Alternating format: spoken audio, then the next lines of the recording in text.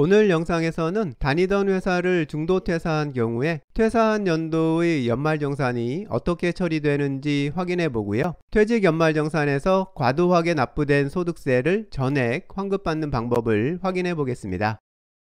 회사를 다니던 직원이 중도에 퇴사를 하게 되면 회사 담당자는 직원이 퇴사하는 시점에 맞춰서 중도 퇴사자 연말정산을 하게 됩니다. 이 중도 퇴사 연말정산은 정산을 하는 방법 자체는 직원들이 매년 초에 하는 연말정산하고 똑같은 정산 처리를 하는 건데요. 하지만 중도 퇴사 연말정산에는 일반 연말정산과는 다른 큰 차이점 한 가지가 있는데요. 중도 퇴사 연말정산에서는 보통 퇴사하는 직원의 개인적인 공제 신청 가능 건들은 포함하지 않고 연말정산 처리를 끝낸다는 점입니다. 중도 퇴사 연말정산에서는 퇴사하는 근로자의 인적공제 기본공제, 근로소득공제 정도 적용하고요. 그리고 회사에서 바로 파악이 가능한 건강보험료, 국민연금, 납부금액 정도만 적용해서 연말정산 처리를 아주 간단하게 끝내버리곤 합니다. 이렇게 되면 퇴사하는 직원 입장에서는 본인 지출건들을 소득공제, 세액공제 항목들에 전부 포함시켜서 정산했던 경우에 비해서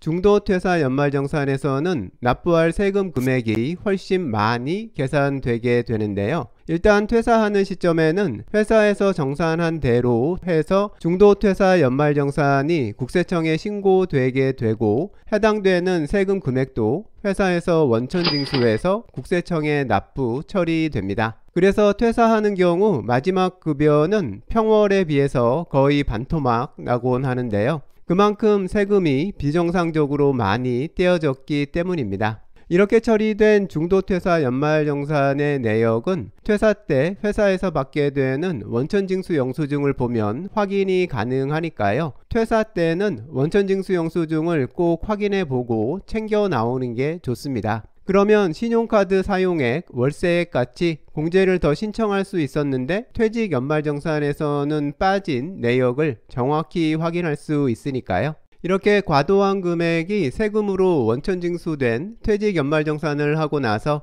퇴사자 본인이 아무것도 안 하고 가만히 있으면 퇴직 연말정산에서 과도하게 납부된 세금은 한 푼도 돌려받지 못하고 끝나고 마는데요. 그래서 퇴사자는 반드시 이 퇴직 연말정산을 정확한 내용으로 수정하는 연말정산 처리를 다시 한번 해야 합니다. 본인이 신청할 수 있는 소득공제, 세액공제 항목들을 모두 포함시켜서 제대로 된 연말정산을 해야 하는 건데요. 제대로 된 연말정산 결과에 따라서 제대로 계산된 세금 금액을 확인하고 퇴직 연말정산 때 과도하게 납부된 세금을 환급 신청하고 받아내야 하는 겁니다. 중도 퇴사 연말정산을 수정하는 방법은 퇴사 후에 같은 해에 바로 이직을 했는지 여부에 따라서 방법이 달라지게 되는데요. 이전 직장을 퇴사하고 같은 해에 다른 직장에 출근하고 있는 상황이라면 중도 퇴사 연말정산에 대한 수정은 아주 간단해집니다. 다음 해 초에 새로 입사한 회사에서 하게 되는 직전년 대상 연말정산 때 이전 직장에서 받아둔 원천징수 영수증을 현재 다니는 회사에 제출하기만 하면 됩니다. 그리고 통상적인 연말정산 때처럼 소득공제, 세액공제 신청 자료를 제출하면 됩니다. 그러면 전년도에 종전 직장을 다닌 기간의 내용하고 전년도에 현재 직장을 다닌 기간에 대한 연말정산 대상 내용이 모두 합쳐져서 현재 직장 연말정산에서 한꺼번에 처리되게 되고요. 만일 환급금이 발생하게 되면 현재 직장에서 환급을 받게 됩니다. 이전 직장 퇴직 연말정산 결과에 대한 수정도 모두 끝나게 되는 겁니다. 퇴사한 연도에 바로 이직을 하지 않은 경우라면 퇴사 다음 연도 초에 있는 직장인 연말정산 시기에는 특별히 할 건 없고요. 퇴사 다음 연도 5월에 있는 종합소득세 신고기간까지 기다려야 하는데요. 종합소득세 신고를 통해서 연말정산을 한 것하고 똑같은 결과를 얻을 수 있기 때문입니다.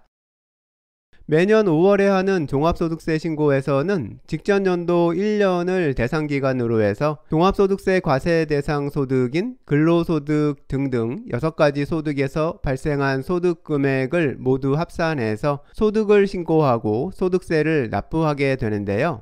이렇게 종합소득세를 신고하는 과정에서 직장인 연말정산하고 비슷한 소득공제, 세액공제 항목들에 대해서 공제 신청을 할 수 있고요. 공제 적용이 가능한 건들을 모두 적용하고 나서 계산된 세금을 납부하게 됩니다. 이 신고는 직장에서 연말정산을 한 직장인이라도 만일 근로소득 말고 임대소득 같은 다른 소득이 있으면 반드시 해야 하는 신고입니다. 이런 종합소득세 신고에서 신고자의 소득이 퇴직한 직장에서의 근로소득 한 가지밖에 없다면 종합소득세 신고가 곧 연말정산하는 것하고 같아지게 되는 겁니다.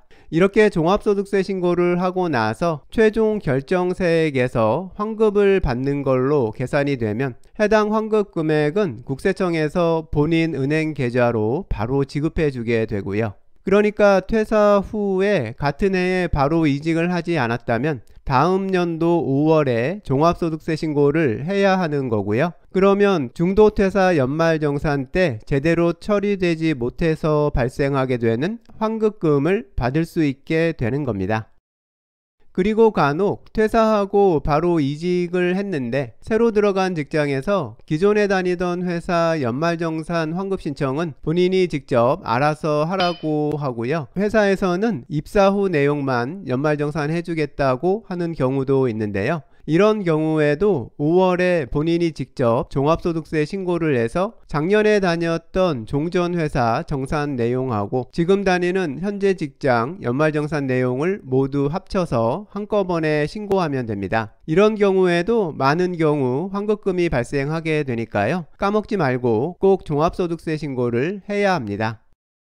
5월에 하는 종합소득세 신고는 노트북이나 PC를 이용해서 홈택스에서 간편하게 신고를 완료할 수 있는데요. 홈택스에 퇴사자 본인 명의로 로그인해서 종합소득세 정기 신고를 하는 건데요. 근로소득 신고용 신고서를 이용해서 신고하고요. 종전 회사하고 현재 회사에서 국세청에 신고한 본인의 근로소득 신고된 내용을 불러와서 한꺼번에 종합소득세 신고서를 작성할 수 있습니다. 신고서를 모두 작성하면 환급받을 금액을 바로 확인할 수 있고요. 신고서를 제출하면 본인이 입력한 은행 계좌로 환급금이 입금되게 됩니다. 홈택스에서 종합소득세 신고서 작성하는 방법은 매년 5월 초에 영상으로 공유하고 있으니까요. 유튜브에서 키워드를 홈택스로 다한다 퇴사자 종합소득세로 해서 검색해 보시고 최신 영상 참고해 보시면 종합소득세 신고를 별 문제 없이 셀프로 끝낼 수 있을 겁니다. 퇴직 연말정산에서 과도하게 원천 징수된 소득세 세액은 본인이 직접 환급 신청을 하지 않으면 돌려받을 수 없으니까요. 퇴사를 했다면 종합소득세 신고를 꼭 챙기시는 게 중요합니다.